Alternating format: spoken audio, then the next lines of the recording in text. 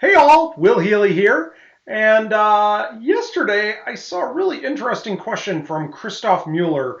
On LinkedIn, he posted a poll. How many sensors do I really need for machine health monitoring?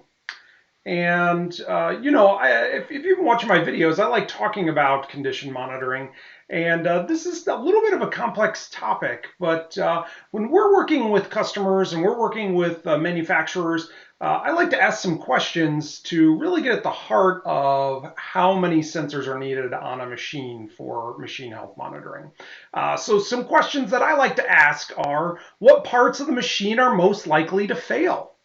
Or what parts, if they failed, would be catastrophic to your production? Or how important is the machine to the company's success? If this thing breaks down, nobody can work, or we've got 5 or 6 of these and we can probably get by for a little bit longer. And then how easy or difficult is the problem to solve or repair?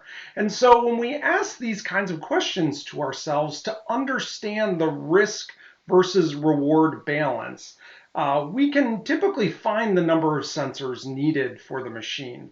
Sometimes it's 1, sometimes it's 8. It just kind of depends. I think most of the times it's more than 1. But I just thought those were some really great questions, and I liked where Christoph was going with that question. And I'll make sure I link to it in the comments below. Until next time, ask yourself, what will I automate next?